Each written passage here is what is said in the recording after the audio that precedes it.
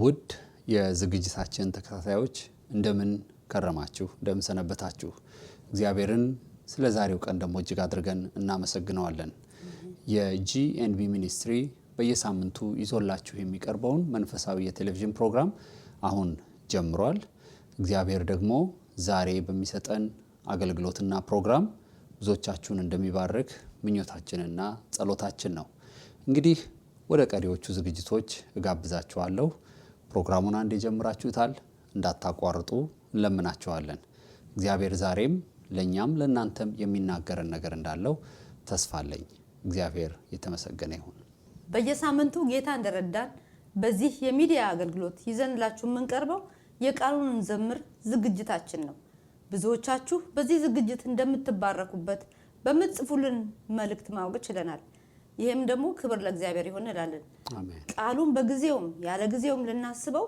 ልናሰላስለው ይገባናል ለዚህም ቃሉን በቃላችን እንድንይዘው ከሚረዳን መንገድ አንዱ ቃሉን በዜማ ማጥናት ነው በመሆኑም በዜማ የማቅረብን አገልግሎታችን ጌታ እንደረዳን መጠን ወደፊትም የምንቀጥልበት አገልግሎት ይሆናል እናንተም ደግሞ በዚህ በጸሎታችሁ አግዙን አው እንደውም በዚህ አጋጣሚ አንድ ነገር ብናስተዋውቃችሁ ደስ ይለናል ቃሉን እንዘምር በሚል ዝግጅታችን በዜማ ሆኖ ወደናንተ እንዲቀርብ የምትፈልጉትን እና ሁሉ ጊዜ ይህንን ቃል እንደው ላሰላስለው ፈልጋለሁ በዜማ ቢሆን ሳረሳው ምትሉትን በጣም ረጅም አይደለም በጣም ማጭር አይደለም ይህን ሰሞን እንግዲህ በመንዘምራቸው ባለፉት ኤፒሶዶቻችን ላይ አይታችኋል ሰምታችኋል ስለዚህ እንደዛ እንዲሆን እንደው ይሄ ቃል በጣም እንደው ሁሉ ጊዜ ላስበው ፈልጋለሁ ምትሉትን በስክሪኑ ላይ በመታዩት የኢሜይላችን አድራሻ ጥቅሱን ብቻ ጻፉልን እኛም እግዚአብሔር እንደረዳን ዜማ አውጥተንለት ለማቅረብ እንሞክራለን አው ጥሩ ሐሳብ ነው ሌሎችንም የሚያሳትፍ መሆኑ ደግሞ መልካም ይሆናል ለዛሬ ቃሉን እንዘምር ጥቅስ የሚገኘው በትንቢተ ኢሳይያስ ምዕራፍ 55 ከቁጥር 6 እስከ 7 ባለው ክፍል ውስጥ ያለው ይሆናል ቃሉ እንደዚህ ነው የሚለው እግዚአብሔር በሚገኝበት ጊዜ ፈልጉት ቀርቦም ሳለ ጥሩት ክፉ ሰው መንገዱን በደለኛም ደግሞ ሐሳቡን ይተው ወደ እግዚአብሔርም ይመለስ እርሱ ይምረዋል ይቅርታው ብዙ ነውና ወደ አምላካችን ይመለስ ይላል ቃሉን እንዘምረውና በቃሉ ላይ ጥቂት የምንላችሁ ነገር ይኖርናል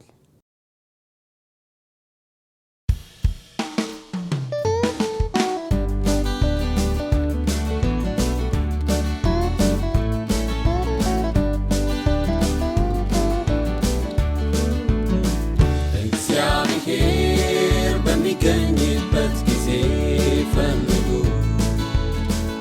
እግዚአብሔር በሚገኝበት ጊዜ ፈልጉ ቀርቦም ሳለ ጥሩ እግዚአብሔር በሚገኝበት ጊዜ ፈልጉ እግዚአብሔር በሚገኝበት ጊዜ ፈልጉ ቀርቦም ሳለ ጥሩ ክፉ ሰው መንገዱን በደለኛም ሐሳቡን ይተው ክፉ ሰው መንገዱን በደለኛም ሐሳቡን ይተው ይተው ይተው ይተው ወደ እግዚአብሔር ይመለስ እርሱም ይምረዋል ይቅርታውን ብዙ ነውና ወደ አምላካችን ይመለስ ይመለስ ወደ አምላካችን ይመለስ ወደ እግዚአብሔር ይመለስ እርሱም ይምረዋል ይቅርታውን ብዙ ነውና ወደ አምላካችን ይመለስ ወደ አምላካችን ይመለስ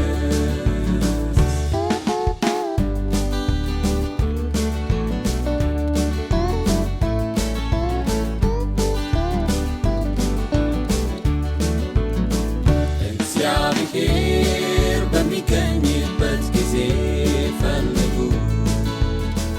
እግዚአብሔር በሚገኝበት ጊዜ ፈልጉ ቀርቦም ሳለ ጥሩ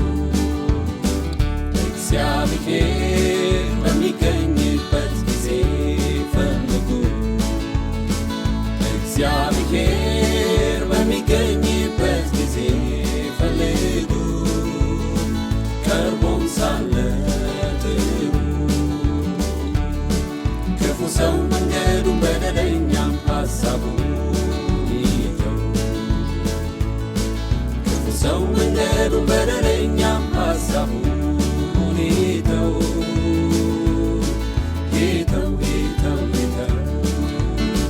ወደ እግዚአብሔር ይመለስ እርሱም ይምረዋል ይቅርታውም ብዙ ነውና ወደ አምላካችን ይመለስ ወደ አምላካችን ይመለስ ወደ እግዚአብሔር ይመለስ እርሱም ይምረዋል ይቅርታውም ብዙ ነውና ወደ አምላካችን ይመለስ ወደ አምላካችን ይመለስ።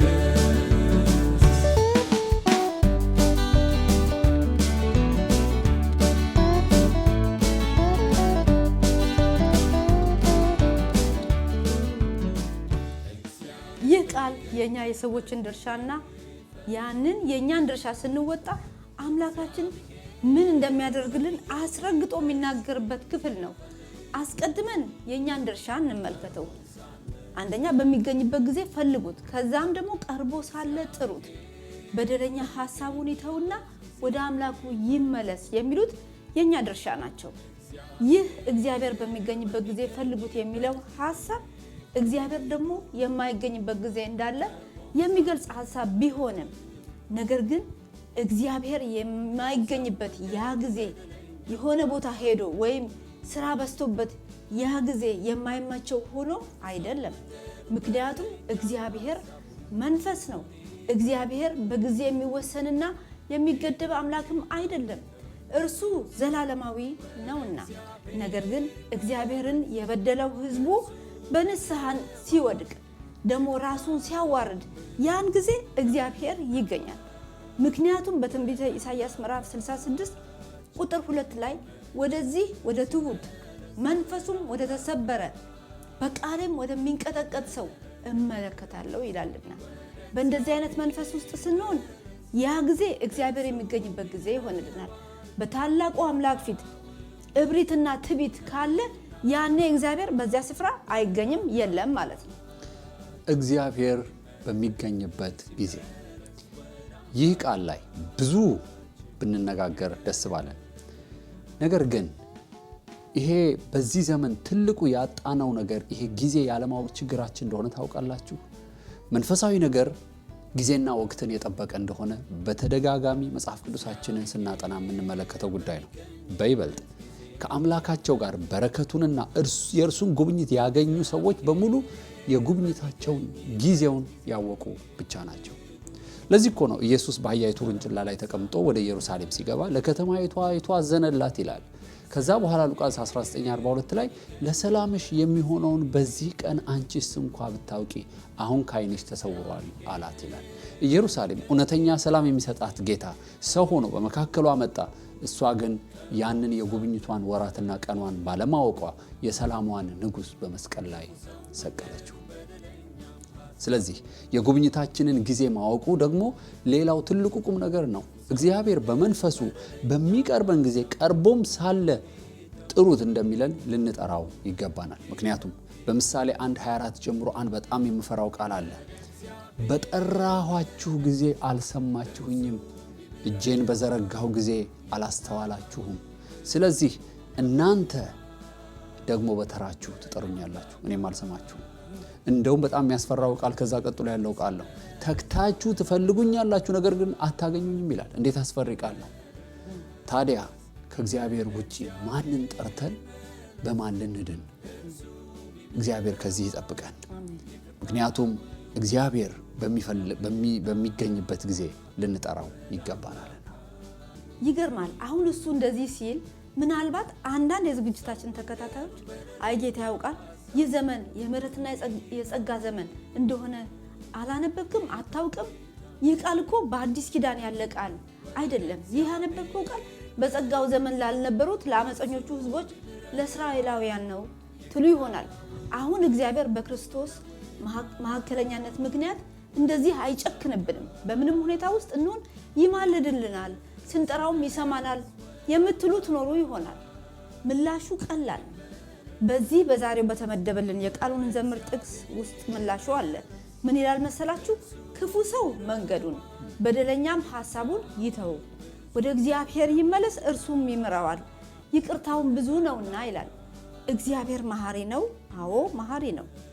የእግዚአብሔር ምሕረት በብሉይ ኪዳንና በአዲስ ኪዳን ብለን ለሁለት የምንከፍለው ባህሪ አይደለም።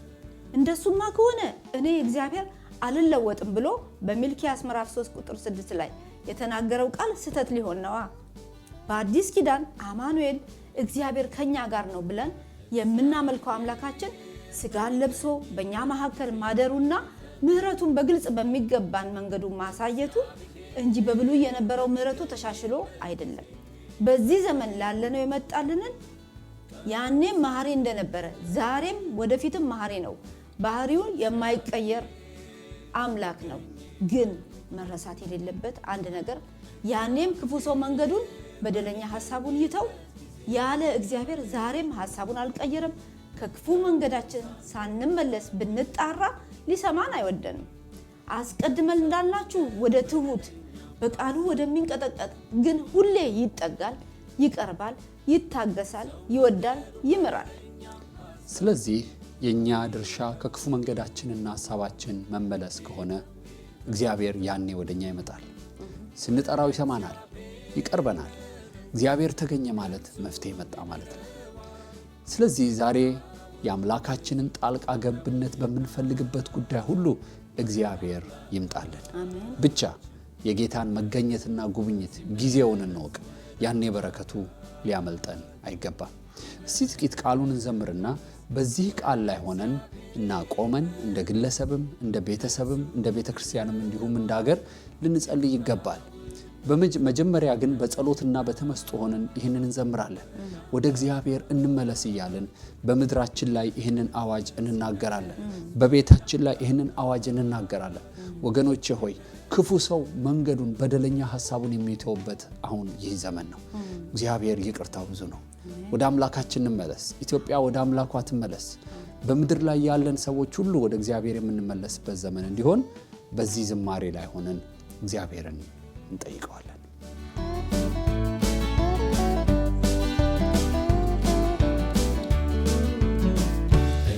እግዚአብሔር በሚገኝበት ጊዜ ፈልጉ።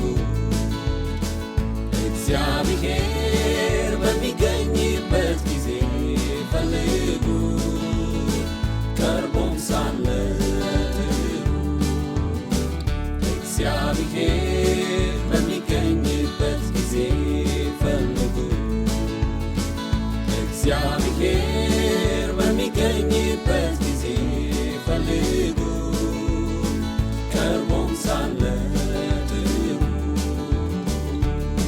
ክፉ ሰው መንገዱ በደለኛም ሐሳቡን ይተው። ክፉ ሰው መንገዱ በደለኛም ሐሳቡን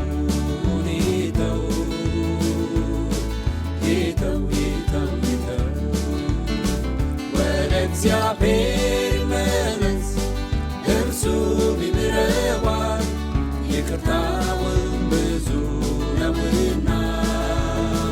ወደ አምላካችን ይመለስ ይመለስ፣ ወደ አምላካችን ይመለስ። ወደ እግዚአብሔር ይመለስ እርሱም ይምረዋል፣ ይቅርታውም ነውና። ወደ አምላካችን ይመለስ ይመለስ፣ ወደ አምላካችን ይመለስ።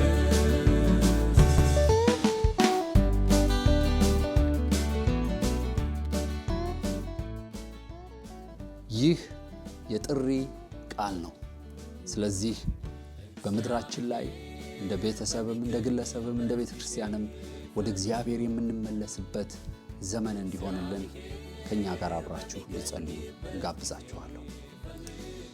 እጅግ የምትወደንና ፍቅርህ ለኛ ያላለቀ ሕያውና ቸር የሆንክ አምላካችንና አባታችን እግዚአብሔር ሆይ በዚህ ሰዓት ይህንን ልመና በፊትህ እናቀርባለን። ይህ ዘመን የምንመለስበት ዘመን ይሁንልን። እግዚአብሔር ሆይ ምሕረትህ ብዙ ነው፣ ይቅርታ ብዙ ነው፣ ማዳንህ ብዙ ነው። ስለዚህ ጌታ ሆይ ዛሬ በዚህ ቃል ወደ እያንዳንዱ ሰው ቤት፣ ወደ እያንዳንዱ ሰው ልብ፣ ወደ እያንዳንዱ ቤተክርስቲያን፣ ወደ እያንዳንዱ አገር እግዚአብሔር በዚህ ቃል መጥተሃል። ወደ እግዚአብሔር ወደ አንተ የምንመለስበት ጊዜ ይሁንልን። እግዚአብሔር አምላካችን ሆይ ወደ አንተ ስንመለስ ከኛ የራቀ ነገር ሁሉ ይመለስልናል። ምርኳችን ይመለሳል። የጠፋብን ነገር ይመለሳል። ያጣነው በረከት ይመለሳል። እግዚአብሔር ሆይ ወደ አንተ ግን እንድንመለስ እርዳን። እግዚአብሔር ሆይ ቤተክርስቲያን ወደ አንተ የምትመለስበት ጊዜ ይሁንላት። ምድራችን ወደ አንተ የምትመለስበት ጊዜ ይሁንላት። መሪዎቻችን ወደ አንተ የሚመለሱበት፣ እግዚአብሔር ሆይ ወጣቶች ወደ አንተ የሚመለሱበት፣ ልጆች ወደ አንተ የሚመለሱበት፣ እግዚአብሔር ሆይ ወላጆች ወደ አንተ የሚመለሱበት ዘመን ይሁንልን። እግዚአብሔር ሆይ ሁላችንም ወደምትምረው ይቅር ወደምትለው እጅህን ዘርግተህ ወደምትቀበለን ርኅሩህ አባታችን እንመለሳለን። በዚህ ሳምንት ሰው ሁሉ ይህንን እያሰበ ወደ እግዚአብሔር እመለሳለሁ፣ በአካሄዴ እመለሳለሁ፣ በንግግሬ እመለሳለሁ፣ በአስተሳሰቤ እመለሳለሁ፣ በአነጋገሬ እመለሳለሁ እያለን እግዚአብሔር ሆይ ከጠፋንበት ከሳትንበት መንገድ የምንመለስበት ጊዜ ይሆንልን በጌታ በኢየሱስ ስም እግዚአብሔር በሚገኝበት ጊዜ ፈልጉ። እግዚአብሔር በሚገኝበት ጊዜ ፈልጉ። ቀርቦም ሳለ ጥሩ። እግዚአብሔር በሚገኝበት ጊዜ ፈልጉ። እግዚአብሔር በሚገኝበት ጊዜ ፈልጉ። ቀርቦም ሳለ ጥሩ። ክፉ ሰው መንገዱን በደለኛም ሐሳቡን ይተው። ክፉ ሰው መንገዱን በደለኛም ሐሳቡን ይተው። ይተው ይተው ይተው። ወደ እግዚአብሔር ይመለስ እርሱም ይምረዋል፣ ይቅርታውም ብዙ ነውና። ወደ አምላካችን ይመለስ ይመለስ። ወደ አምላካችን ይመለስ። ወደ እግዚአብሔር ይመለስ እርሱም ይምረዋል፣ ይቅርታውም ብዙ ነውና። ወደ አምላካችን ይመለስ ይመለስ። ወደ አምላካችን ይመለስ። ባለፉት 2 ሳምንታት የጀመርነውን የኢየሱስ ምሳሌዎች ዛሬም ቀጥለን እንመለከተዋለን። በይበልጥ ይህ ዛሬ የምንመለከተው ምሳሌ ብዙዎቻችን ከሕፃንነታችን ጀምረን የተማርነው የጌታ ምሳሌ ትምህርት ነው። በተለይም በማቴዎስ 7 ቁጥር 24 እስከ 27 የሚገኘው ምሳሌ ዛሬ የምናጠናው ይሆናል። እስቲ እሱን ደግሞ አንተ አንብብልና ወደ ዛሬ የኢየሱስ ምሳሌ ትምህርት ዝግጅታችን ነው። እሺ በጌታ በኢየሱስ ስም አነባዋለሁ። የማቴዎስ ወንጌል ምዕራፍ 7 ከቁጥር 24 እስከ 27። ስለዚህ ይህ ቃሌን ሰምቶ የሚያደርገው ሁሉ ቤቱን በአለት ላይ የሰራ ልባምን ሰው ይመስላል። ዝናብም ወረደ፣ ጎርፍም መጣ፣ ነፋስም ነፈሰ፣ ያንን ቤት ገፋው፣ በአለት ላይም ስለተመሰረተ አልወደቀም። ይህንንም ቃሌን ሰምቶ የማያደርገው ሰው ሁሉ ቤቱን በአሸዋ ላይ የሰራ ሰነፍን ሰው ይመስላል። ዝናብም ወረደ፣ ጎርፍም መጣ፣ ነፋስም ነፈሰ፣ ያንንም ቤት መታው፣ ወደቀም፣ አወዳደቁም ታላቅ ሆነ። እንግዲህ በዚህ ክፍል አሁን እንደሰማነው በመጽሐፍ ቅዱስ ስናጠናው ኮንትራስት ስተዲ ወይም ጉልህ የሆኑ ልዩነቶችን በማውጣት የምናጠናው ጥናት ይሆናል። ይህን የምናደርገው በቃል ውስጥ በተደጋጋሚ የተጠቀሱትንና በአዎንታዊና አሉታዊ የተጠቀሱትን ቃላት ደግሞ በማወዳደርም ይሆናል። ከዛ በፊት ምሳሌ የተነገረበትን ዓላማ እንመልከት። አዎ እኔም እንደሱ አስቤ ነበር። እንደው ጌታ ኢየሱስ ለምንድን ነው ይህንን ምሳሌ የተናገረው የሚለውን ማንሳቱ ይጠቅመናል ለማጥናቱ። አዎ ምሳሌው ጌታችን የተናገረበት ትልቁ ምክንያት ቃሉን ሰምቶ የሚያደርገውን ሰውና ቃሉን ሰምቶ የማያደርገውን ሰው በምሳሌ ለማስረዳት የተጠቀመበት መንገድ ነው። አዎ ስለዚህ ምሳሌው ትርጓሜው ውስጥ ጠልቀን ከመግባታችን በፊት ይሄ ቃሌን ሰምቶ የሚያደርግና ቃሌን ሰምቶ የማያደርግ ያለውን ሐሳብ ብናየው ጥሩ ነው። እውነትን ነው። እሱ ቅድም ላልነው ኮንትራስት ስተዲ ወይም ልዩነትን እያወጡ የማጥናት ዘዴ እንድንጠቀም ይረዳናል። በሳይንስ የሰው ልጅ አንድ ነገር በሚማርበት ጊዜ ያንን የተማረውን ነገር እንዳይረሳው ለማድረግ ለረጅም ጊዜ ጥናት ተደርጎ ነበር። እስኪ ያንን ጥናት አንተ ስታየው ነበርና ያንን ያገኘው መረጃ ደግሞ ለታካፈል። አዎ የውድ የዝግጅታችን ተከታታዮች በሳይንስ የሰው ልጅ አንድን ነገር በሚማርበት ጊዜ በትምህርት ቤት ሊሆን ይችላል፣ በተለያዩ ቦታዎች የእግዚአብሔርንም ቃል ጨምሮ ነው። ማንኛውንም ትምህርት ሲማር ያንን የተማረውን ነገር እንዳይረሳው ለማድረግ ለረጅም ጊዜ ጥናት ተደርጎ ነበረ። እስኪ ያንን ጥናት በተመለከተ ያለውን መረጃ ብናቀብላችሁ ጥሩ ነው። ምናልባት አሁን ከምንናገረው ሐሳብ ጋር ስለሚሄድ ምንድነው የሚለው ጥናቱ? አንድ ሰው በመስማት ብቻ የተማረውን 5% ነው የሚያስታውሰው። በማንበብ ብቻ ደግሞ ከዛ ካነበበው ውስጥ የተማረው የሚያስታውሰው 10% ብቻ ነው። በድምጽና በምስል በኦዲዮ እና በቪዥዋል ማለት ነው ከተማረው የሚያስታውሰው 20%ን ብቻ ነው። በድርጊት ደግሞ እየተሞከረ አሁን ይሄ እንደዚህ ማለት ነው እየተባለ በሙከራ እዛው እያሳዩት በሙከራ ከተማረ ደግሞ በድርጊት 30% ያስታውሰዋል። ነገር ግን በቡድን ሆኖ ስለተማረው ነገር ከተወያየ ስለዛ አንድ ነገር ይማራል። ከዛ በኋላ ያ የተማረውን ነገር ደግሞ በቡድን ሆነህ እስቲ ተነጋገር ተብሎ ለሰው ልጅ ይሄን እድል ከተሰጠው 50% ያስታውሰዋል። በጣም የሚገርመው ግን የተማረውን እንዲያደርገውና እንዲተገብረው ወይም ለሌሎች ሰዎች እንዲያካፍለው ከተደረገ አንድ ትምህርት ይሰጠዋል። አሁን ቆመህ ይህንን ደግሞ ትምህርት የተማርከውን እስቲ ያካፍል ሲባል 99% ያንን ነገር ማስታወስ ይችላል። ስለዚህ ኢየሱስ የተናገረው ምሳሌያዊ ትምህርት ሳይንሱም እየደገፈው እያረጋገጠው ማለት ነው። በትክክል ምክንያቱም ጌታ ኢየሱስ ይህንን ምሳሌ የሰጠን ቃሉን ሰምቶ የማያደርግ ቃሉን ሰምቶ የሚያደርግ አይደል ያለው። ስለዚህ ቃሉን ሰምቶ የሚለው ላይ ብቻ ካቆምን 5% ብቻ ነው ያ ሰው የሚያስታውሰው። ግን አድራጊ ከሆነ ቃሉን ሰምቶ 5% ያስታውሳል። ግን አድራጊነት ውስጥ ከገባ ግን 99% ያስታውሰዋል ማለት ነው። ስለዛ ነው እንግዲህ ይህንን ምሳሌ ኢየሱስ የተናገረው። ስለዚህ መስማት በራሱ ትልቅ ነገር እንደሆነ ሳንረሳ የዛሬው ዝግጅታችን ላይ ግን ስለ አድራጊነት አጥብቀን እንነጋገር። አዎ አሁን ያለነው ትውልዶች በእኔና ባንቺ እድሜ አሁን ያለው ትውልድ በጣም አድማጭ ነው፣ ተመልካች ነው።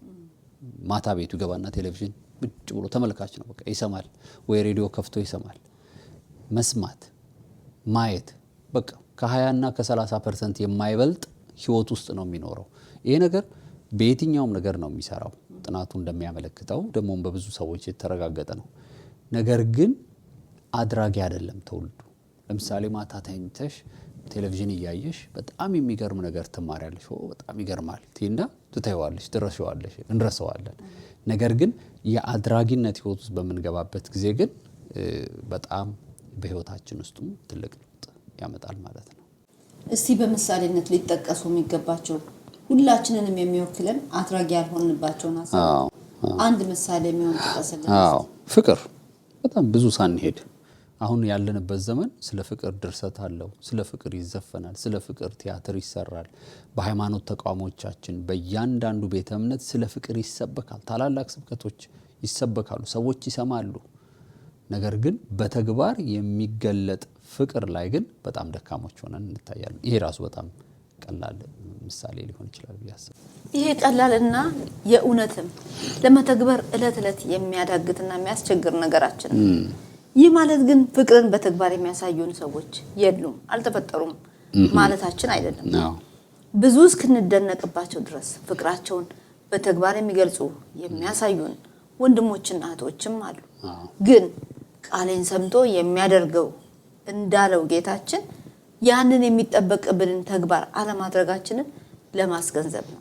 እንደውም የሚገርምሽ ይህ አሁን ያነሳ ነው ፍቅርን በተግባር የመግለጣችን ነገር ብናከናወነው የጌታ መሆናችንን ዓለም ሊያውቀው የሚችልበት አንዱና ትልቁ ብቸኛ ማረጋገጫ እሱ ነው። በፍቅሬ ያውቃችኋል አይደለ ያለን። ስለዚህ በፍቅሬ ብትኖሩ ዓለም ሁሉ ያውቃል እነዚህ የእግዚአብሔር ልጆች ናቸው። ምክንያቱም እግዚአብሔር ብቻ ነው እውነተኛ ፍቅር አምላክ። እንደውም አንድ ጊዜ የህንድ አብዮት ዋና አባት የሚባለው ጋንዲ ምንድን ነው ያለው? ክርስቲያኖችን ከማወቄ በፊት ክርስቶስን አውቄው ቢሆን ኖሮ የእርሱ ተከታይ ሆን ነበር እንዳለ በታሪክ ነገር። እንዴት የሚያሳዝን ንግግር ነው። እንግዲህ በሱ ዘመን የነበሩ ክርስቲያኖች ምን አድርገውት ይሆን ይሄን ሰው? ከንግግሩ ግን እንደምንረዳ ተግባራዊ የሆነ የክርስቶስን ፍቅር ስላላሳዩት እንደሆነ መገመት አያቅትም። ስለዚህ ጠልቀን ወደ ምሳሌው ከመግባታችን በፊት እንደው ቃሉን የምናደርግ እና የማናደርግ መሆናችንን እንደው ማስተዋል ይኖርብናል። ብዙም ሩቅ ሳንሄድ እስኪ እንደው ያለፈው ሳምንት እሁድ ወይም ትናንት ከትናንት ወዲያ የሰማነው የጌታ ቃል ምን ያህል ስንተገብረው ውለናል? ይህንን መጠየቅ ራሱ በጣም በቂ ነው ብዬ አስባለሁ። ምናልባት ነገ ቤተክርስቲያን አምልኮ ሄደን የምንሰማውን ሳምንቱን በመተግበር ለማሳለፍ መወሰናችን በራሱ ሌላ ትልቅ እርምጃ ይሆንልናል። እንደዚህ ባለ መንፈስ አስቀድመን ከጀመርን ቃሉን ሰምተን በማድረግና ባለማድረግ ያለውን ትልቅና ሰፊ ልዩነት እንደዚሁም ጥቅምና ጉዳት ከዚህ ቀጥሎ ለማየት ደግሞ እንችላለን። ጥሩ።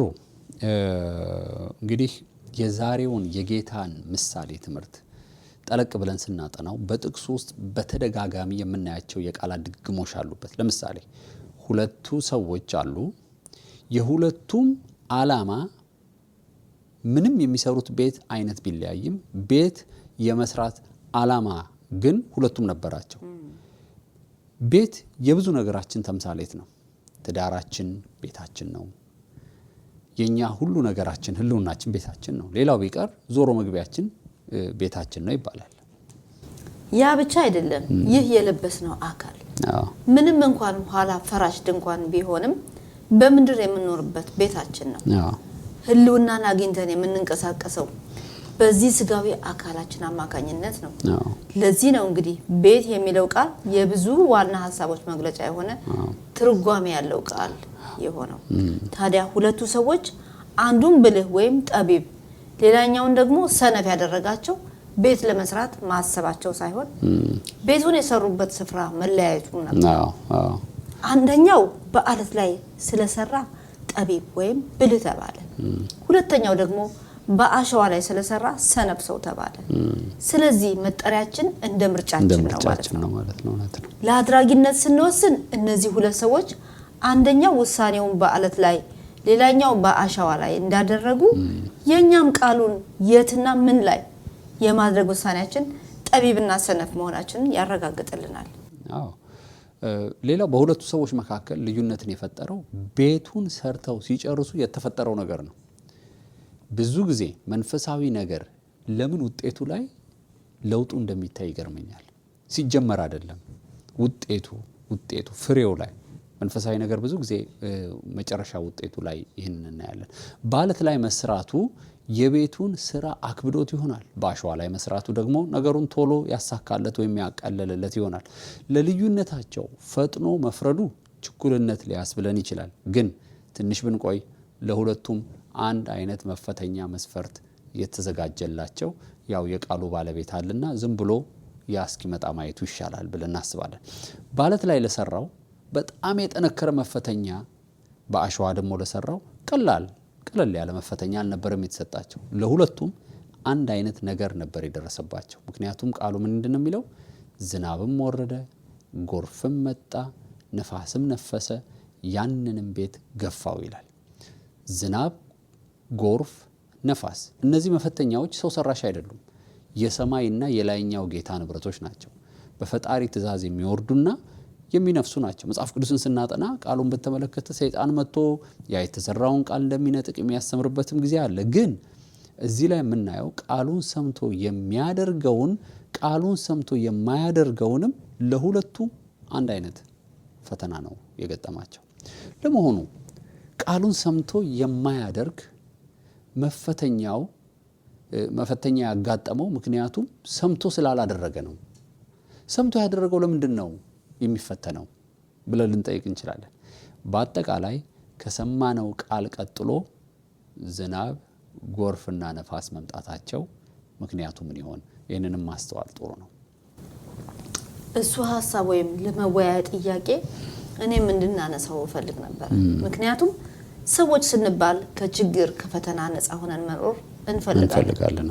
ነገር ግን ይህ የምንኖርበት ዓለም በኃጢአት ምክንያት መከራ የበዛበት ፈተና ያለበት ዓለም ነው። ለዚህ ነው ጌታችን በዮሐንስ 16:33 ሲናገር በዓለም ሳላችሁ መከራ አለባችሁ፣ ነገር ግን አይዟችሁ እኔ ዓለምን አሸንፌዋለሁ ያለው።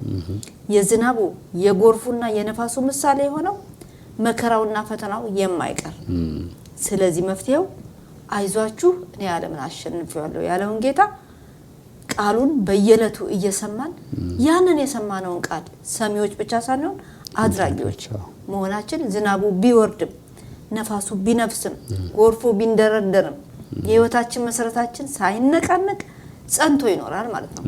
በአጠቃላይ የኔ ማስጠንቀቂያ የዝናብ የጎርፍና የነፋስ ውሽንፍር ባለበት ዓለም ነው የምንኖረው። ታዲያ የሚያጽናናን ቃሉ እንጂ ሌላ እኮ መፍትሄ የለንም። ስለዚህ አሁን አንተ ያነሳው ሐሳብ አንስቶ ሐሳቡን መቀጠሉ ተገቢ ነው። ያም ያነሳው ሐሳብ ምን ነበር? ቃሉን ሰምቶ የሚያደርገው ሆነ ቃሉን ሰምቶ የማያደርገው አንድ አይነት ፈተና ነው የሚደርስባቸው የሚለው ሐሳብ ነው።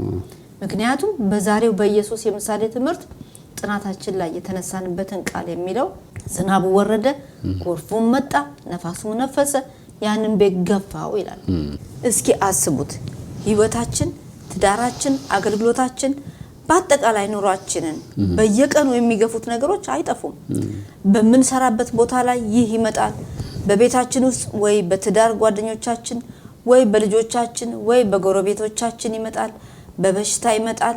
ብቻ በተለያየ መንገድ ይህ በምሳሌ ውስጥ ያነበብነው ዝናብ፣ ጎርፍና ነፋሱ ግፊቱ መንገዱን እየቀያየረ ሁሉ ጊዜ ይመጣል።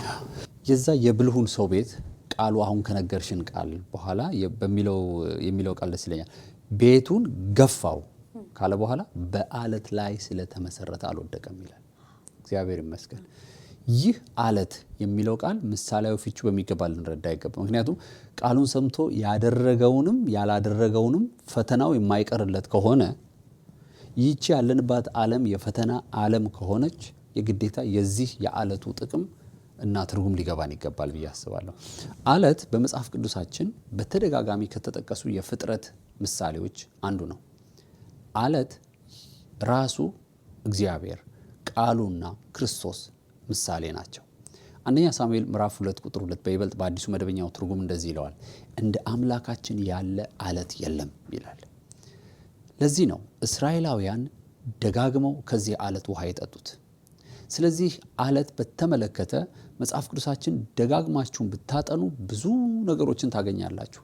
እኛ ያንን ሁሉ ጥቅስ እያወጣን ከናንተ ጋር ለመወያየት ጊዜው ባይበቃንም በአጠቃላይ አለቱ ክርስቶስ እንደሆነ ደግሞ አዲስ ኪዳን ተጠቅሷል። ኢየሱስ ጴጥሮስን በዚህች አለት ላይ ቤተክርስቲያንን እሰራለሁ ሲለው የአለቱ ምሳሌ ራሱ የቤተክርስቲያን ራስ የሆነው ጌታ ኢየሱስ እንደሆነ የታወቀ ነው። ስለዚህ አንድ ሰው የእግዚአብሔርን ቃል ሰምቶ ማድረግን ሲለማመድ ሕይወቱ፣ እምነቱ፣ ጥንካሬው ሁሉ በክርስቶስ ላይ እያደረገ ነው ማለት ያስደፍረናል። አንዳንድ ጊዜ ከሌሎች ሰዎች ጋር እኩል ቃል ሰምተን አንድ አይነት ፈተና ቢደርስብን ሌሎቹ በዛ ቃል ላይ ጸንተው ያ ፈተና ብዙም ሳያናውጣቸው ስናይ እነዚህ እንዴት እንደኛ ነገሩ አላናወጣቸውም ብለን ተደንቀንባቸው አናውቅም። ነገሩ ግን የነሱ ጥንካሬ ሳይሆን በኢየሱስ በአለቱ ላይ ጠንክረው ስለቆሙ እንደሆነ ልናውቅ ይገባናል ብዬ አስባለሁ። አሁን እንደሱ ስትል የአልዓዛር ሁለት እህቶች ማርታና ማርያም ትዝ አሉ። ኢየሱስ በቤታቸው እየመጣ ያገለግላቸው ነበር። ምንም ማርታ በስራ ጉድ እያለች ቃሉን ብታዳምጥም ማርያም ግን በእግሩ ስር ቁጭ ብላ በጸጥታ ታዳምጠው ነበር። ነገር ግን የወንድማቸው መሞት ለሁለቱም አንድ አይነት ፈተና በቤታቸው እንደገጠማቸው እናውቃለን። ሁለቱም ኢየሱስ አልዓዛር ከሞተ በኋላ ቤታቸው ሲመጣ ያሉት ነገር ምንድነው?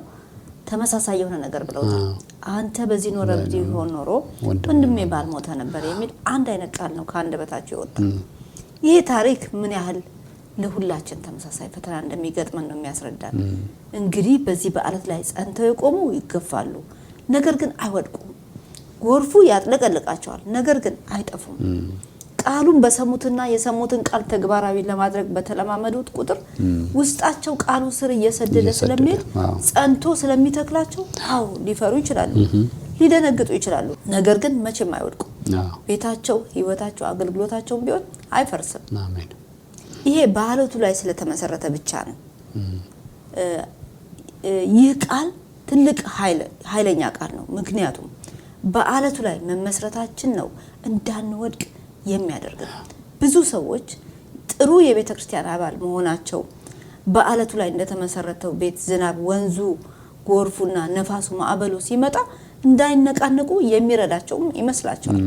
በቤተክርስቲያን ውስጥ ያለን ተሳትፎና አገልግሎት ጥቅሙ አብረውን የጌታን ጸጋ ለሚካፈሉና እኛም ለሚኖረን ህብረትና አንድነት ብቻ ይጠቅመናል እንጂ ፈተና በመጣ ጊዜ ከመጣው ችግር የሚያስመልጠን አይደለም። የሚያስጥለን እና የሚያስመልጠን ብቸኛው መንገድ አለቱ ላይ መመስረታችን ብቻ ነው። ታዲያ ይህ ማለት በቃ አለቱ ላይ ካለው ህብረት አያስፈልገኝም፣ ቤተክርስቲያን ሄድኩ አልሄድኩ ምንም ጥቅም የለውም እያልናቸውም አይደለም። አለቱ ላይ ከተመሰረቱ ወገኖች ጋር የምናደርገው ህብረትና አንድነት ይበልጥ ጠንክረን እንድንኖር ስለሚያደርገን ትልቅ ጥቅም አለው። እኛ እያልናቸው ያለነው ዝም ብለው ቤተክርስቲያን ብቻ የሚመላለሱ ነገር ግን በቃል ወይም በአለቱ ላይ ስላልተመሰረቱ ሰዎች ነው አሁን እየተናገረን ያለነው። እዚህ ላይ ቤቱን ባሸዋ ላይ ስለሰራው ሰው ደግሞ ጥቂት ብንል ከዛ በኋላ አንድ ያዘጋጀንላችሁ ዝማሬ ያለው ወደዛ እንሄዳለን። ቅድም እንዳልናችሁ ይህ ሰው ቤት ለመስራት መነሳቱ ሳይሆን ጥፋቱ እና ሰነፍ ሰው ያስባለው ቤቱን አሸዋ ላይ መገንባቱ ነው። በዚህ ምሳሌ ተንተርሰው በተጻፉ የተለያዩ ጽሁፎች ይህ በምሳሌው የተጠቀሰው ሰነፉ ሰው ቤቱን በአሸዋ ላይ መስራቱ እንደ ምክንያት ተደርጎ የሚጠቅሷቸው ነገሮች በዚህ ዝግጅት ብናነሳቸው ብዙ ትምህርት ይሰጣል ብዬ አስባለሁ። አንድ ጽሁፍ ስለዚህ ነገር ሲናገር እንዲህ ይላል። አሸዋ የሚገኘው ብዙ ጊዜ በባህር ዳርቻ ነው። በባህር ዳርቻ ያለ ቤት ደግሞ የቤቱ መሰራት ዋናው ዓላማ ለመዝናናት ነው በውሃ ዳር። ስለዚህ ቃሉን ሰምቶ የማያደርገው በህይወቱ ብዙ መዝናናትን የሚያዘወትር ሰው ምሳሌ የያዘ ሳይሆን አይቀርም ይላል ይህ ጽሁፍ። በአንድ በኩል ስናየው ቃሉን ሰምተው አድራጊ እንዳንሆን ከሚያደርጉ ምክንያቶች አንዱ እና ዋናው በዚህ ዓለም ነገር መዝናናት ማብዛታችን ነው። የሰው ልጅ መዝናናት የለበትም አለበት እንጂ። ነገር ግን የህይወት ዘመን ዓላማው እና ወደዚህ ምድር የመጣበት ዓላማ ለመዝናናት አይደለም፣ ለትልቅ ዓላማና እግዚአብሔር በእያንዳንዳችን ልብ ውስጥ በእያንዳንዳችን ህይወት ውስጥ ያስቀመጠው ያ ስራ ነው። ይህ ሰነፍ ሰው ቤቱን በአሸዋ ላይ ለመስራቱ ሌሎች ብዙ ምክንያቶች ይኖሩታል። ምክንያቶቹ ያም ሆነ ይህ አስቀድመን እንዳልናችሁ በአለትም ሆነ በአሸዋ ላይ ቤቱ የተሰራ ዝናብና ጎርፍ፣ ነፋስና ማዕበል ቤቶቹ የቆሙበትን ስፍራ መጽናት ወይም አለመጽናት ስለሚያጣሩት ያኔ ትልቁ መፈተኛቸው ይሆንባቸዋል። አው በአሸዋ ላይ ለተሰራው ቤት ይህ መፈተኛው ሲመጣበት የሆነው ነገር አስተውላችሁታል? ቃሉ እንደዚህ ነው የሚለው፣ ዝናብም ወረደ፣ ጎርፍም መጣ፣ ነፋስም ነፈሰ፣ ያንንም ቤት መታው፣ ወደቀም፣ አወዳደቁም ታላቅ ሆነ ይላል። በነገራችን ላይ በአለት ላይ የነበረውን ቤት ገፋው የሚለው ቃል ነው የተጻፈው። ይህ ገፋው የሚለው ቃል ቤቱ በአለት ላይ ስለነበረ ይወርድ የነበረው ጎርፍ፣ ዝናብና ነፋስ ቤቱ እስኪወድቅለት ድረስ ይገፋው እንደነበር ማየት እንችላለን።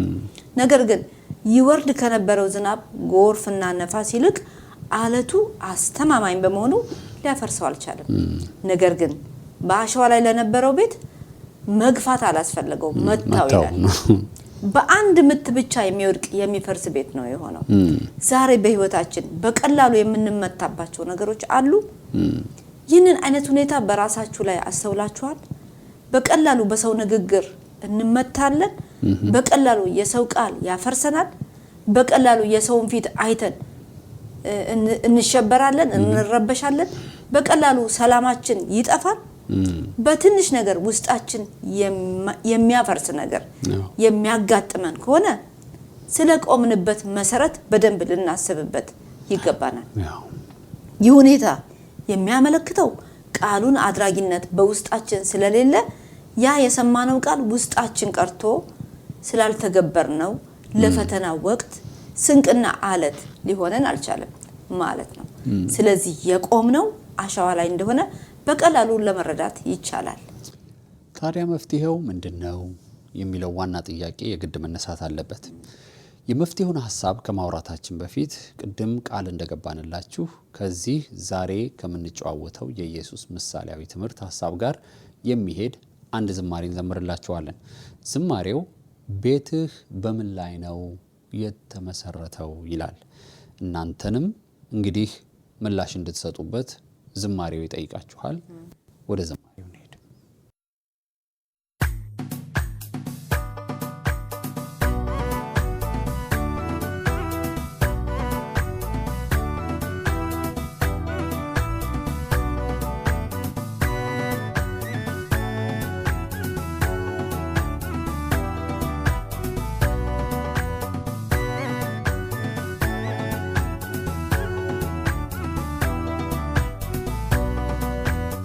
ቤትሽ በምን ላይ ነው የተመሰረተው?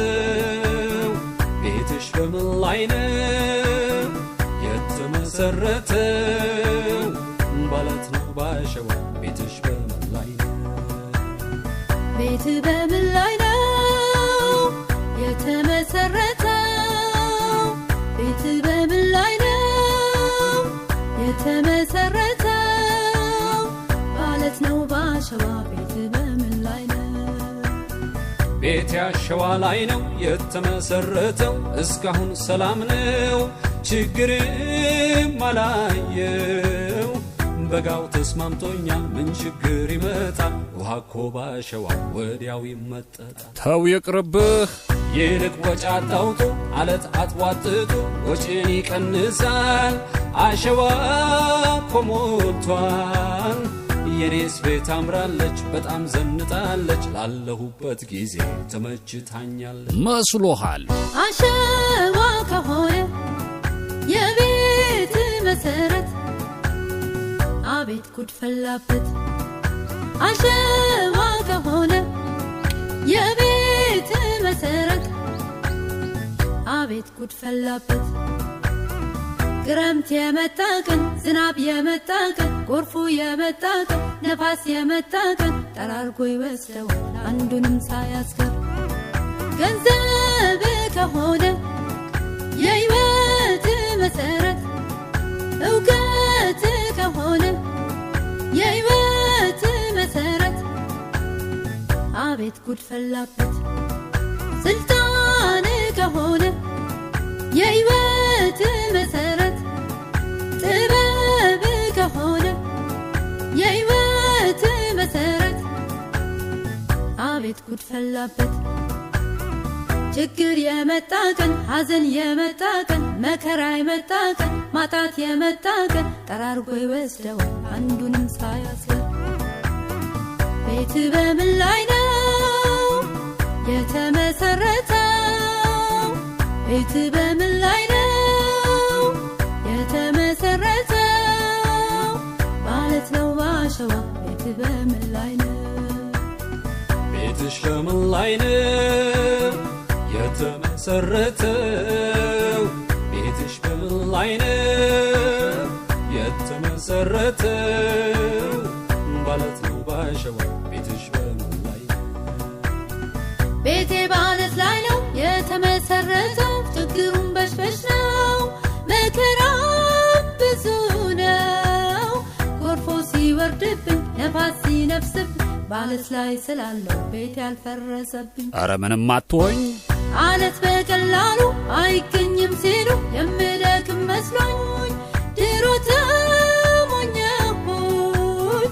ያሸዋ ነጋዴው ነበርና ወሬው ቤቴን ባለት ብቻ ሰራው ከናካቴው ደግ አርገሻል አለቱ ከሆነ የቤትሽ መሰረት በቃ አለፈለት አለት ላይ ከሆነ የቤትሽ መሰረት በቃ አለፈለት ክረምቱ ቢመጣ ዝናቡም ቢወርድ ጎርፉ ቢንደረዳ ነፋሱም ቢነፍስ ያንቺ ቤት እንደሆነ ፈጽሞ አይላወስ ኢየሱስ ከሆነ የሕይወትሽ መሰረት ቃሉ ከሆነልሽ የሕይወትሽ መሰረት በቃ አለፈለት ኢየሱስ ከሆነ የሕይወትሽ መሰረት ቃሉ ከሆነልሽ የሕይወትሽ መሰረት በቃ አለፈለት መከራ ቢመጣ ችግር ቢደርስብሽ ሐዘን ቢያጋጥምሽ ማጣት ቢያስቸግርሽ አትነቃነቂ አለት ላይ ስላለሽ ቤቴ ባለት ላይ ነው የተመሰረተው ቤቴ ባለት ላይ ነው የተመሰረተው ባሸዋ አይደለም ቤቴ ባለት ላይ ነው ቤቴ ባለት ላይ ነው የተመሰረተው ቤቴ ባለት ላይ ነው የተመሰረተው ባሸዋ አይደለም ቤቴ ባለት ላይ ነው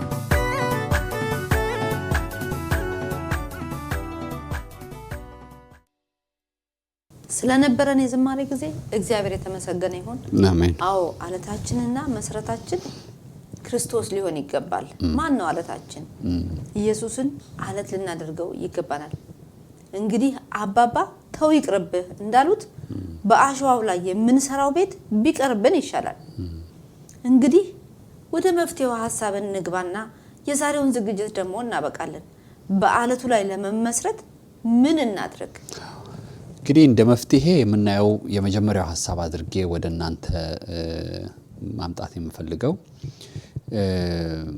ራሳችንን ልናለማመድ የሚገባን አንድ ነገር አለ ብዬ አስባለሁ። በእንግድነት አንድ ሰው ቤት ተጋብዘን ብንሄድ እንበል። ያ የተጋበዝንበት ቤት ግቢያቸው በአበባና በአረንጓዴ ተክሎች የተዋበ ሆነው ብናይ በጣም የሰዎቹን ግቢ እንወደዋለን። እንደው ቤታቸው ውስጥ ገብተን ከምናሳልፍ በግቢያቸው ውስጥ ብናሳልፍ ሁሉ ልንመርጥ እንችላለን። ግን የዚያን ግቢ ሰዎች ግቢው እንደዚህ የተዋበበትን ምክንያት ብትጠይቋቸው ለግቢው ውበት በዛ ቤተሰብ ውስጥ አንድ ሰው በጠዋትና በማታ ያለ እረፍት ያንን ግቢ የሚንከባከብ፣ የሚኮተኩት፣ የሚያርም፣ የሚያጠጣ አለ ማለት ነው። ያ ሰው ያንን ተግባር ባይፈጽም ዛሬ እኛ በዚህ ግቢ ውስጥ በደስታ ባልተገኘን ነበር። ስለዚህ ያለ ተግባራዊነት ውበት የለም። በደንብ አስተውላችሁ ስሙ። ያለ ተግባራዊነት ውበት የለም። እንደውም ከግብዣው ቦታ ጨርሰን ስንመለስ አንዳንዶቻችን ልክ እንደ ሰዎቹ አይነት ግቢ የኛም ቤት ግቢ እንዲሆንልን ተመኝተን እንመለሳለን። ቤታችን እንደገባን 1-2 ቀን እንቆፍር ይሆናል። ነገር ግን ግቢውን ማሳመር የአንድ ቀን ስራ ሳይሆን የየዕለት ተግባር በመሆኑ መሰልቸት እንጀምራለን። ያ ብቻ አይደለም። አትክልት መኮትኮት ራሱን የቻለ ጊዜ ይጠይቃል። ዝም ብሎ በቀትር ላይ በጠራራ ፀሐይ አይኮተኮትም ወይም ውሃው አይጠጣም። የራሱ የመስሪያ ጊዜ አለው። ስለዚህ በጠዋት መነሳት ይጠይቅ ይሆናል። ከመስሪያ ቤት ስትመለሱ እንደገና በቀዝቃዛ አየርና ውሃውንም ደግሞ ማጠጣትና ድጋሚ የአትክልቱን ስፍራ ማስዋብ ይጠይቅ ይሆናል። ያኔ ተግባራዊ ሰው መሆን ያሰለቻል። በቃሉ ላይ ያለን ተግባራዊነት ከዚህ ምሳሌ ጋር አንድ አይነት ነው። ለምሳሌ ለመንፈሳዊ ህይወታችን ጌታ የተናገረን ነገር ተግባራዊ ለማድረግ ራሳችንን ማስለመድ የአንድ ቀንና የጥቂት ሳምንት ጉዳይ አይደለም። እየተገበርን እለት እለት የምንጓዝበት ህይወት ነው እንጂ በዚህ ጊዜ እንደነዛ ቅድም በምሳሌ ላይ እንደሰማነው ሰዎች ግቢ ህይወታችን ውብ የሆነ ይሆናል። ዝናብ ቢዘንብ፣ ጎርፍ ቢመጣ፣ ነፋስ ቢነፍስ፣ ችግር ቢፈራረቅ፣ ማዕበል ቢነሳ፣ ነገር ግን በአለቱ በኢየሱስ ላይ ስለተመሰረትን የምንነቃነቅ አንሆንም። የጸናን የተደላደልን ሆነን እንኖራለን። ከህይወታችን ዘመን ላይ ፈተናን ማስወገድ አንችልም። ፈተናን ማሸነፍና በመከራ ውስጥ መጽናት ግን ይቻላል። በአንደኛ ቆሮንቶስ 15:58 ላይ እንደዚህ የሚል ቃል አለ። ስለዚህ የተወደዳችሁ ወንድሞች ሆይ ድካማችሁ በጌታ ከንቱ እንዳይሆን አውቃችኋልና የምትደላደሉ የማትነቃነቁ የጌታ ስራ ሁሉ ጊዜ የሚበዛላችሁ ሁኑ ይላል። በተግባራዊ ህይወት ውስጥ ብዙ ድካም ሊኖር ይችላል። ነገር ግን ያ ድካም ከንቱ ድካም አይደለም። ለዚህ ነው ይህ ቃል የምትደላደሉ የማትነቃነቁ የጌታ ስራ የበዛላችሁ ትሆናላችሁ የሚለው። እንግዲህ ለተግባራዊ ህይወት የሚረዱን ጥቂት ሀሳቦችን እኔም ልጨምርና ከዛ ወደ ፍጻሜው እንሄዳለን። ለመሆኑ ስንቶቻችንን የእግዚአብሔር ቃል ሲሰበክ ማስታወሻ ላይ የምንጽፍ? በእርግጥ ይህ ያለንበት ዘመን እንደዚህ የተጠረዘውን መጽሐፍ ቅዱስ ሳይሆን በሞባይል አፖቻችን ነው መጽሐፍ ቅዱሳችንን የምንጠቀመው። ግን ምን ያህሎቻችንስ በሞባይላችን ላይ ባለ የማስታወሻ መጻፊያ ላይ እየተሰበከ ያለውን ውስጣችን የቀረን ነገር እችን ነገር በኋላ አረሳትም ብለን የምንጽፍ ስንቶቻችን ነን? ወይስ እዛው ሰምተን እዛው አድንቀን የምንወጣነን? በይበልጥ በዚህ ዘመን የእግዚአብሔር ቃል በስፋት የምንሰማበት ዘመን ላይ ነን። ነገር ግን ምን ያህሎቻችን ቆይ በኋላ ቤቴ ስደርስ ይህንን ሐሳብ እንደገና እንዳሰላሰለው አሁን እንዳረሳው ልጻፈው ብለን የምንጽፍ?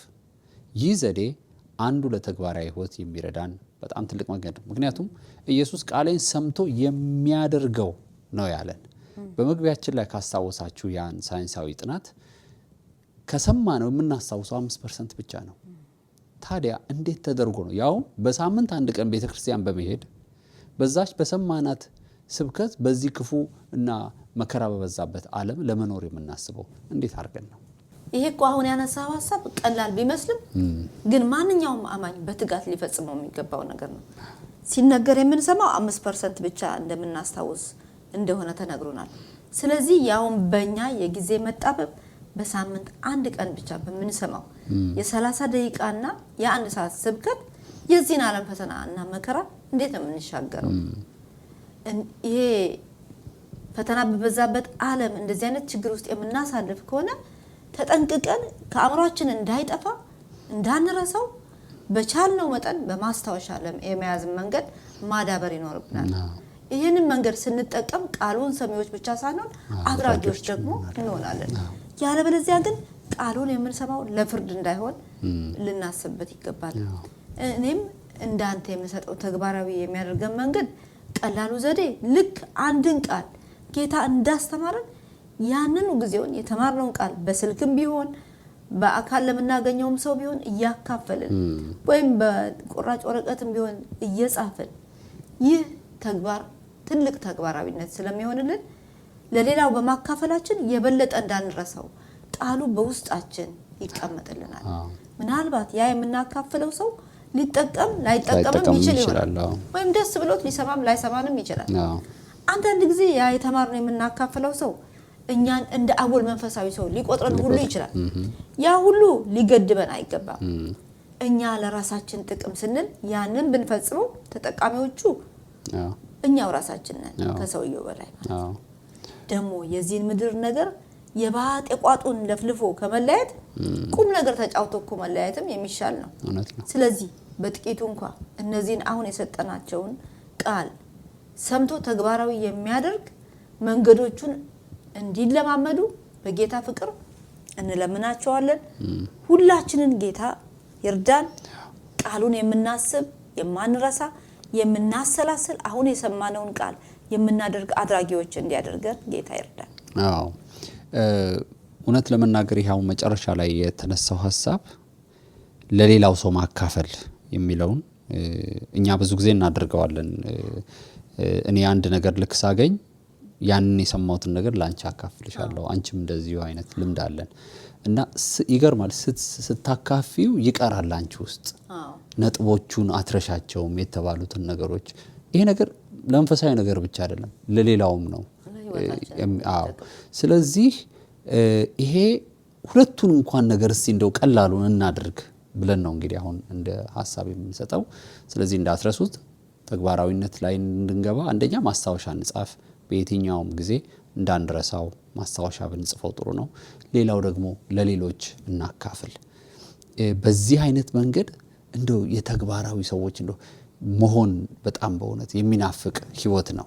ምክንያቱም ብዙ ሰምተናል፣ እንደሰማነው አይደለም ኑሯችን፣ አይመጣጠንም እምነታችን፣ አካሄዳችን። ቅድም እንድናነሳው ፈልጌ ጊዜ እንዳያልፍብን ብዬ ትቸዋለሁ። ይሄ በአለቱ ላይ ስለተመሰረተ አልወደቀም የሚለው ቃል በዚህ ዘመን ሰዎች ምን ይሆን አስደንግጦ እንዳሸዋው ቤት ላይ እንደተሰራው ሰው ቤታቸው፣ ህይወታቸው፣ እምነታቸው የሚናድባቸው ምን ይሆን ብዬ ሳስብ የሰዎች መውደቅን ሲሰሙ ሰዎች አብረው ይወድቃሉ። የማይወድቅ ኢየሱስ ብቻ ነው። ጌታ ያውቃል እንዲሆነ እከሌ እንዲሆነ ሲባል አብረው የሚወድቁ ሰዎች አሉ። ስለዚህ መሰረቱ ማን ነው? በቃ የእምነታችን ጀማሪና ፈጻሚ የሆነውን ክርስቶስን ተመልክተን ይላል። ኢየሱስን ነው ማየት ያለብን። እሱ ጋር ነው ያለው። አሁን በዚህ ዘመን ላይ ሰው ሲፈርስ አብሮ የሚፈርስ ያውም ደግሞ ብዙ ትውልድ ነው አብሮ የሚፈርሰው ልክ እንደተፈቀደ ሁሉ አይነት ነገር። ስለዚህ በጣም ይሄንን ነገር አደራ ልንል ይገባናል። ምናልባት አንቺም የሚጨምሪው ሐሳብ ቢኖር በዚህ ነገር ብናጠብቀው ጥሩ ነው። ክርስቶስን እንመልከት፣ ክርስቶስ ላይ እንመስረት። በቃ እኛ የዳነው በክርስቶስ ነው። ያዳነን ክርስቶስ ነው። የሞተልን ክርስቶስ ነው። እሱ ላይ ነው የምንሆነው። እሱ ላይ ሆነን ቸርቻችን እንረግጣለን፣ ከሌሎች ጋር ህብረት እናድርጋለን። ችግር የለም። ከዛ በኋላ መሰረቱ ምንም አይሆንም። ስለዚህ ይሄንን ነገር እንድናስብ ያስፈልጋል ብያለሁ። ምናልባት መጨመር ቢኖር በአብዛኛው ኢየሱስን መሰረት ያደረገ ህይወት እንዲህ የፈለገ ነገር ቢወርድበት ቢገፋው ንቅንቅ አይልም። ንቅንቅ የሚያደርገው ነገር አይደለም። ምክንያቱም አለት ነው። አለት ላይ የተመሰረተ ቤት በቃ መታው፣ ወረደበት፣ በቃ ነፈሰበት። ያለ የሌለ ኃይሉን አጠናክሮ ነው በእርሱ ላይ የመጣው። የማይቀር ፈተና ይመጣል። ኢየሱስ ክርስቶስ ላይ መሰረታችን መሆኑንና አለመሆኑን መፈተሽም አለብን። ማን ላይ ነው የተመሰረት ነው? ኢየሱስ ክርስቶስ ላይ ከተመሰረትን ሊመጣ የፈለገው ፈተና ይምጣ፣ ሲመጣ ይገፋናል፣ ይነፍስብናል፣ ይመታናል። ነገር ግን ምንም አንሆንም። ስለዚህ አሁን መሰረታችን መፈተሽ ያለብንም ይመስለኛል። የት ላይ ነው የተመሰረት ነው? ለምንድን ነው የወደቅነው? ከወደቅን በቃ ትክክለኛ መሰረት ላይ አይደለም፣ አሸዋ ላይ ነው ያለነው ማለት ነው። እና ምን ሰማው ወሬ ኢትስ ኦኬ፣ ለአሸዋ ኑሮ ምንም ችግር የለም። በአሸዋ ላይ የሚሰራ ቤቶች ጥሩ የሚያማምሩ ቤቶች ተሰርተዋል፣ አይተናቸዋል። ግን በመጣ ጊዜ ወረዱ፣ ወደቁ። ስለዚህ አንወድቅም። የምንጸናው ኢየሱስ ላይ ስንመሰረት ነው። የምንቆመው የማንነቃነቀው ኢየሱስ ላይ ስንመሰረት ነው። መሰረታችን እንፈትሸው፣ መሰረታችን ይጣራ። ስለዚህ ይሄንን ለህዝባችን የምናስተላልፈው ዋነኛ መልእክታችን በይበልጥ በዚሁ አጋጣሚ አንድ ጥሪ ብናስተላልፍ ደስ ይለኛል። በሰው ምክንያት ሰው አይታችሁ በሰው ምክንያት ከእግዚአብሔር ቤት የሄዳችሁ ከእግዚአብሔር ቤት የወጣችሁ ከወገኖች ጋር ህብረትን አላደርግም አላገለግልም ያላችሁ መሰረታችሁን ፈትሹ። ማላይ ነበር የነበራችሁት? ኢየሱስ ላይ ከተመሰረታችሁ የትም አትሄዱም። እኛም እንደዚህ አይነት ነገር ገጥሞን ያውቃል። ሰዎችን ተመልክተን እንዴት እንዲያረጉና በቃ ሁለተኛ እናገለግልም ብለን እናውቃለን። ሳንል ቀርተን አይደለም፣ ግን ክርስቶስ መሰረታችን እንደሆነ ስናውቅ ያኔ ተመለስን። ይገርማችኋል፣ ሁሉም ይፈራርስና ኢየሱስ ላይ የቆመ ሰው እንደቆመ ይቀራል። ያኔ ጌታ መሰረቱ ምንም አልሆነም። በቃ አሁን እኮ የተቀበላችሁት ወንጌል ምንም አልሆነም፣ ሌላው ነገር ነው የተበረዘው። ስለዚህ ኢየሱስ ላይ እንመስረት በዚህ ዘመን በይበልጥ። ስለዚህ ጌታን በእውነት ሁሉ ቀን እየተመለከትን እሱ ነው የእምነታችን ጀማሪ፣ እሱ ነው ጨራሹ። ስለዚህ እሱን ይዘን እንድንሄድ በጣም እናበረታታችኋለን። በአሸዋው ላይ የተመሰረትንበትን ነገር ሁሉ ዛሬ በዚህ ቃል እግዚአብሔር ከኛ ላይ እንደሚያስወግደው እናምናለን። እስካሁን ስለነበረን ጊዜ ጌታን እጅግ አድርገን እናመሰግነዋለን። በይበልጥ በውስጣችን የተቀመጠውን እውነት ይዘን እንዳንቀር ይህንን ምቹ የሚዲያ መንገድ የከፈተልንን እግዚአብሔርን እናመሰግናለን። ለዚህ በር መከፈት ደግሞ የተስማሙትን የኤልሻዳይ ሚኒስትሪ ሌሎችንም በዚህም አገልግሎት ሰፖርት የምታረጉንን ሁሉ እግዚአብሔር ይባርካችሁ ልንል እንወዳለን። እንድትጸልዩልን እንጠይቃችኋለን። እንግዲህ በሚቀጥለው ሳምንት ጌታ ፈቅዶ በሌላ ዝግጅት ደግሞ እንደምንገናኝ ተስፋ እናደርጋለን። ጌታ ከሁላችሁ ጋር ይሁን። መልካም ሳምንት ይሁንላችሁ። በደህና ቆዩ።